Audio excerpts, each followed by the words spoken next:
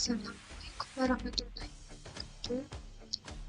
Pada kesempatan kali ini, saya dan teman saya presentasikan praktikum clustering untuk tugas ujian semester genap aplikasi Big Data.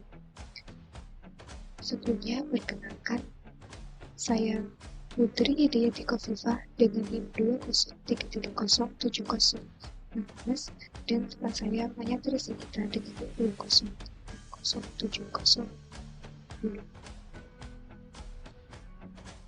Di presentasi kali ini kita akan membahas yang pertama kerangka masalah, yang kedua identifikasi dan pengumpulan data, yang ketiga proses data, dan keempat trend model.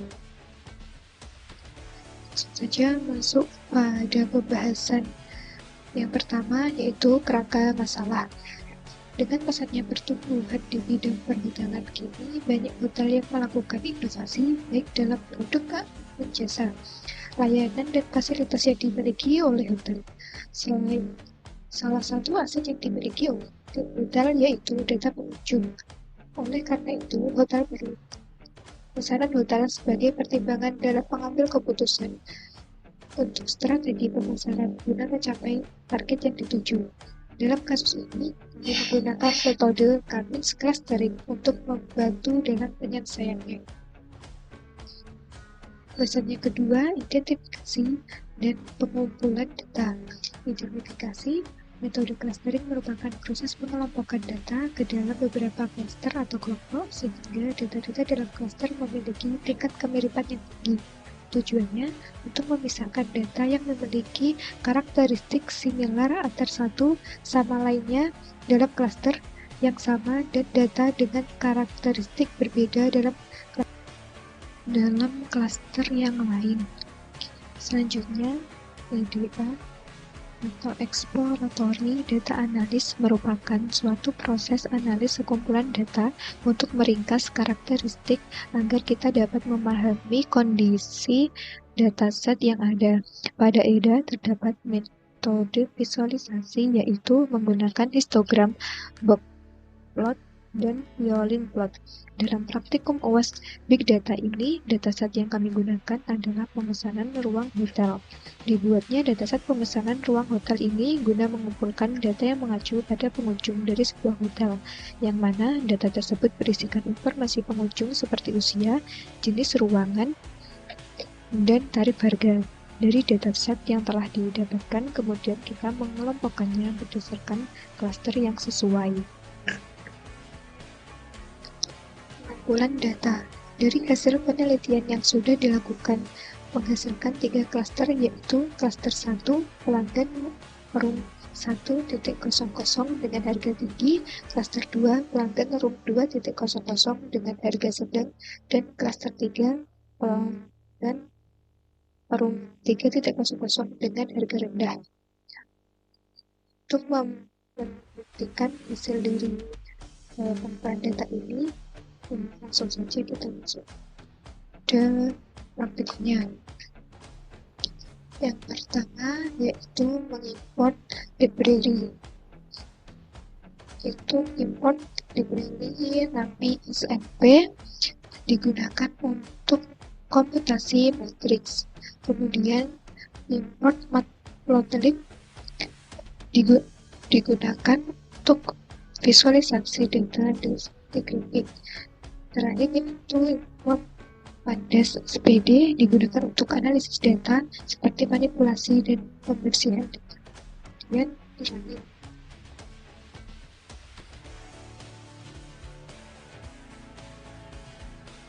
selanjutnya import dataset. Itu dataset PDRIC CSV digunakan untuk membaca dataset yang tersedia dengan file berformat CSV.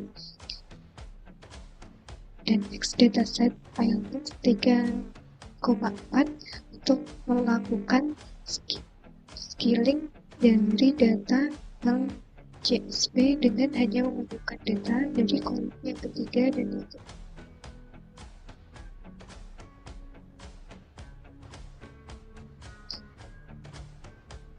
Kita lanjut.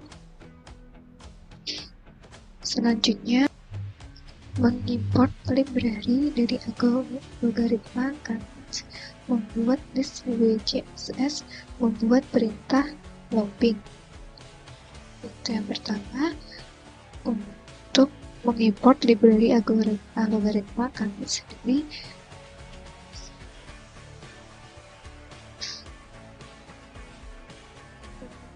Dan WCSS list perhitungan WCSS.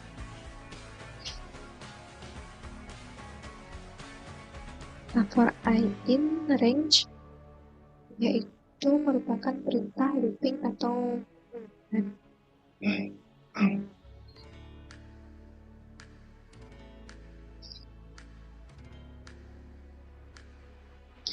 ya, perintah convince sama dengan convince encoders in convince reference stage,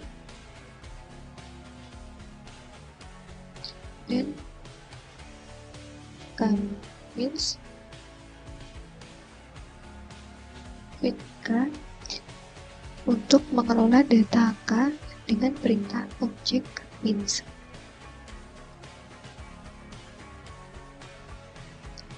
WCSS effort boleh digunakan untuk menghitung WCSS dengan menggunakan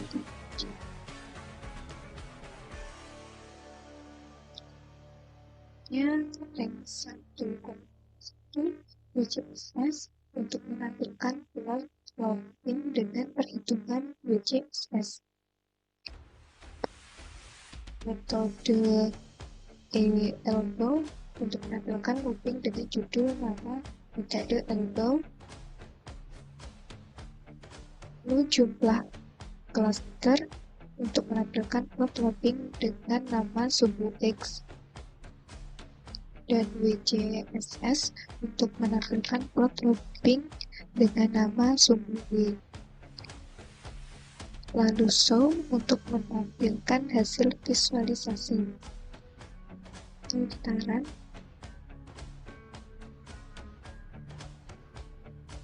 maka akan menghasilkan output seperti ini. Metode elbow untuk judulnya, dia WCSS merupakan sumbu Y dan jumlah cluster merupakan sumbu X. Selanjutnya menjalankan Canvas clustering dengan objek Canvas. Yaitu untuk melakukan algoritma Canvas clustering dengan menuliskan objek Canvas. Dengan perintah Canvas and cluster sama dengan 5 ini Canvas plus random stage, dan Canvas sama dengan Canvas with predicts untuk memprediksi pengelompokan cluster dengan objek Canvas terhadap data teman. Selanjutnya, untuk menampilkan semua data point yang masuk pada cluster dan menampilkan visualisasi dari clustering.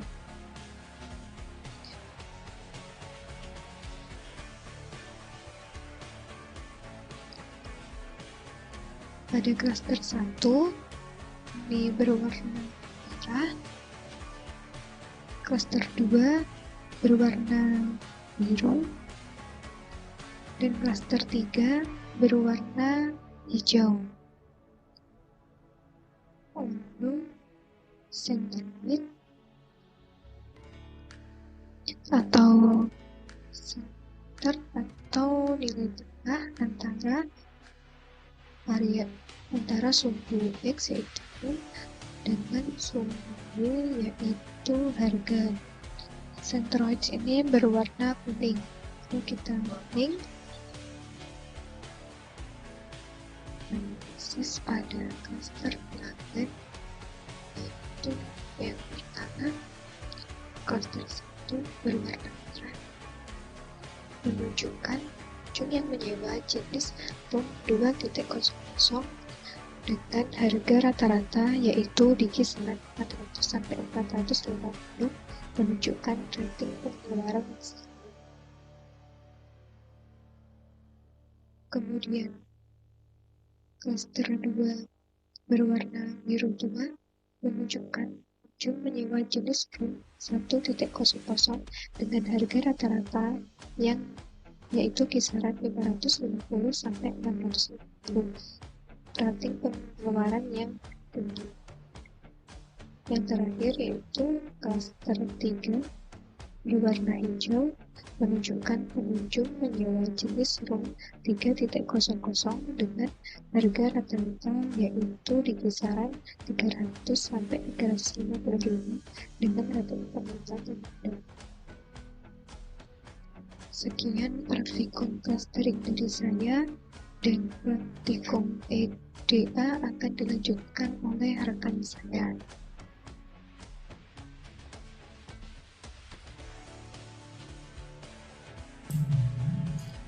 Assalamualaikum warahmatullahi wabarakatuh. Perkenalkan, saya Matri Sabita, NPM 20.307040. Di sini saya akan menjelaskan terkait praktikum EDA yang dimana ini merupakan proyek akhir dari mata kuliah pengolahan big data. Nah, sebelum itu kita di sini langkah pertama yaitu kita akan mengimpor semua library yang memang kita akan butuhkan untuk praktikum ke depannya. Nah, yang selanjutnya kita akan mengimpor dataset yang telah kita siapkan sebelumnya, di mana dataset yang saya ambil itu merupakan data yang berisi pemesanan ruang pada suatu hotel. Nah, setelah itu kita dapat menampilkan 5 data teratas dari dataset tersebut dengan cara komen user underscore data sama dengan pd underscore csv dalam kurung buka h.csv itu ruang tutup. Nah, dimana untuk menampilkan 5 data teratasnya kita menggunakan komen user underscore data.have. Nah, ini outputnya yaitu yang merupakan 5 data teratas dari dataset yang sudah saya import tadi ya. Lalu selanjutnya yaitu ada komen user underscore data.info kurung tutup kurung buka. Nah, dimana komen ini bertujuan untuk mengetahui nomor indeks dan juga tiap kolom dari dataset, dimana nomor indeksnya itu ada di pojok kiri dan type-nya itu ada di pojok kanan, yaitu ini ya. Untuk ID itu type-nya integer 4, terus untuk kelamin itu type-nya object, untuk usia itu integral, untuk room itu integral, dan juga harga itu integral. Lalu selanjutnya yaitu untuk mengetahui informasi data seperti menampilkan nomor indeks, type tiap kolom, dan juga min, rata-rata. Nah, itu. Nah, untuk outputnya sendiri bisa dilihat di sini ya.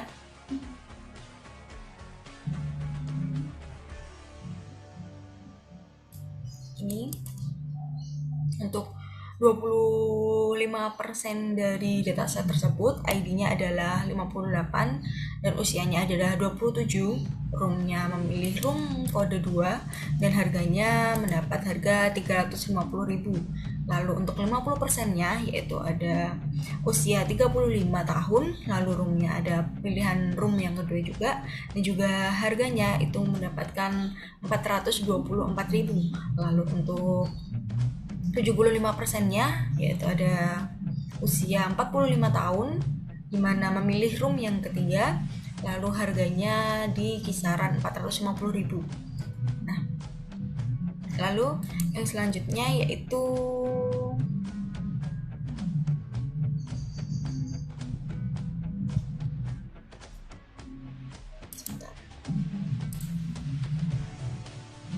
yang selanjutnya di sini ada komen user underscore data scale dan tutup, dimana komen ini bertujuan untuk menampilkan kecondongan sudut pandang dari dataset yang telah kita import. Lalu yang selanjutnya ada komen user underscore data dimana ini bertujuan untuk menampilkan kurtosis atau kerangka dataset yang memiliki nilai NA dalam dataset. Nah,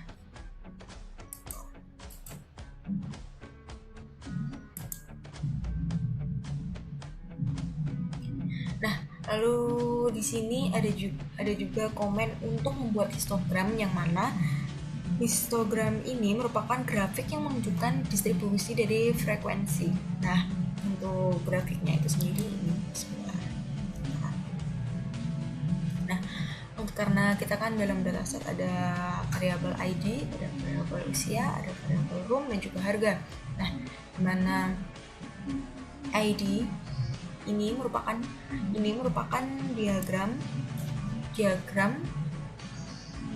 distribusi dari ID.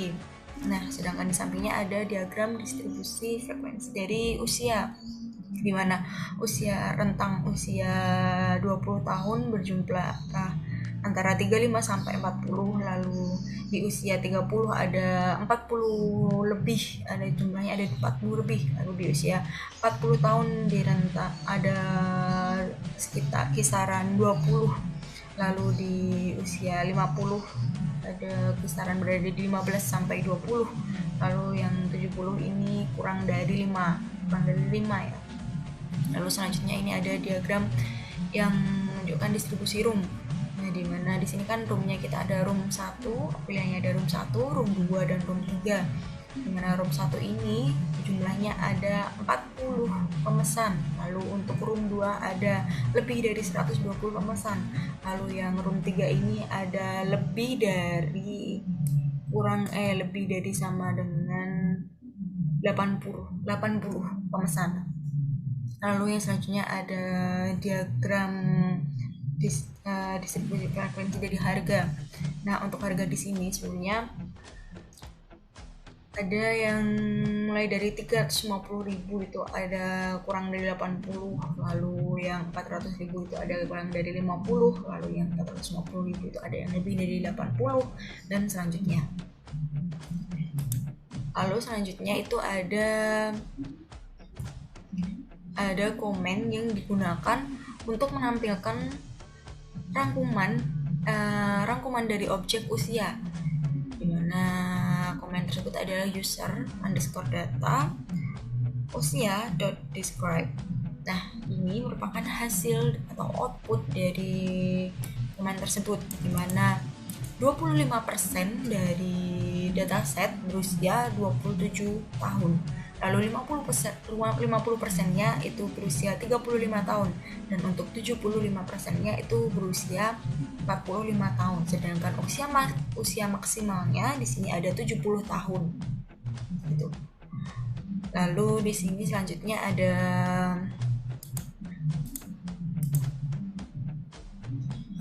komen untuk memvisualisasikan objek usia, dimana tadi kan kita udah mengetahui nih apa itu rangkuman dari usia yang ada pada dataset. Lalu selanjutnya kita akan membuat dalam bentuk box plotnya. Nah, dimana ini dapat dilihat bahwa usia 30 sampai 40 tahun itu totalnya ada lebih dari 50%.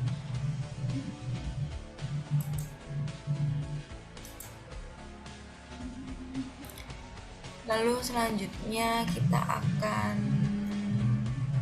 mencari ini. Dimana di sini komen user dan status user data room di sini digunakan untuk mengetahui berapa sih total dari pemesanan tiap kategori room. Dimana kategori room kita kan tadi ada room 1, room 2, dan room 3. Nah, kita akan mengetahui total pemesanan tiap kategori room itu berapa.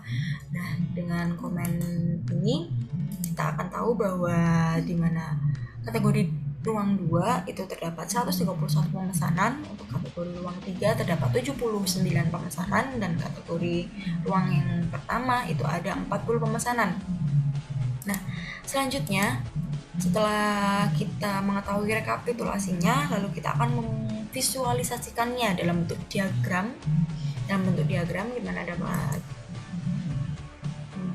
dimana dapat dilihat seperti yang tertera di sini ya komennya. Nah, untuk judul dari diagram itu sendiri bisa kita ketikkan di sini, bisa berupa rekapitulasi penggunaan room, atau atau rekap pengguna room itu juga bisa. Nah, di sini kita ubah juga bisa ya. Total penggunaan room di sini. Nah, di sini juga akan berubah judulnya. Nah, untuk membaca diagramnya sendiri itu sama dengan yang di atasnya, yang dimana satu room kategori yang pertama itu ada di sini ada 40 dan di sini juga ada 40, berarti valid. Lalu di sini yang room ketiga itu ada 80 kurang, dan di sini ada 79, berarti valid juga ya diagramnya. Lalu yang room yang kategori yang kedua itu ada lebih dari 120 dan di yang disebutnya tertera itu juga 131, jadi valid ya. Nah, kenapa di sini bisa dapat muncul dari total rekapitulasi penggunaan room, gimana itu room dan totalnya? Karena sebelumnya kita sudah menggunakan user underscore status underscore this sama dengan user data, kemudian kita memakai yang room. Nah, lalu di sini maka akan dimunculkan room juga, dan juga karena di sini menampilkan hasilnya, maka di sini juga akan membentuk diagram room hasilnya dan juga kategori roomnya. Jadi kalau kita ingin mengubah ke bentuk usia, berarti di sini kita user datanya juga harus diubah ke usia. Nah, kalau kita mau mengganti ke objek yang lain, kita sesuaikan di bagian ininya, kita sesuaikan dengan objek yang memang akan kita cari dan akan kita visualisasikan dalam bentuk diagram. Lalu selanjutnya ada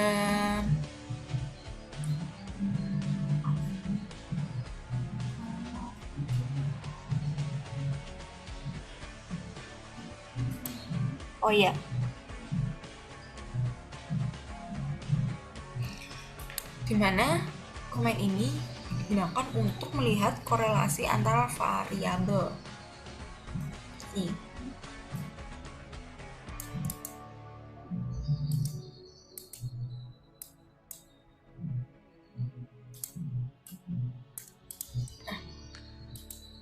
Lalu selanjutnya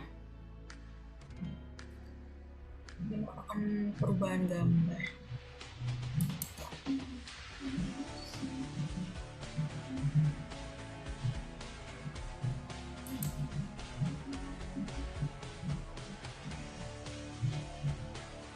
Nah, kita sudah hampir di akhir ya. Selanjutnya yaitu kita akan menemukan missing value menggunakan komen ini. Ini akan muncul output seperti ini.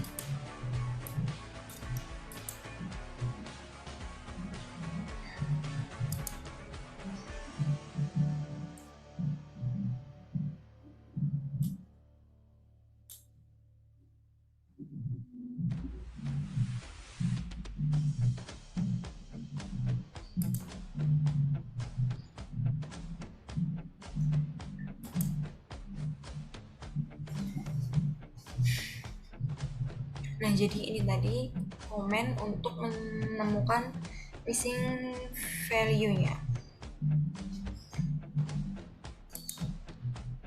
Akan keluar output seperti ini, mana karena di sini kan persen, maka di sini juga persen. Dan di sini berisi kolom name, yang mana kolom name berisi variabel-variabel dataset kita yang telah kita import sebelumnya, dan ini merupakan nomor indeks dari tiap variabel. Lalu yang terakhir kita ke membuat variabel ambang batas yang akan di drop untuk filters. Ini dimana number of filters to drop sama 0, lalu filter with missing value-nya greater than 80%. Nah, jadi kurang lebih itu tadi IDA dari kelompok 6, yang mana kelompok kami mendapat clustering. Sekian dari kami, apabila masih banyak kurangnya kami mohon maaf dan terima kasih. Wassalamualaikum warahmatullahi wabarakatuh.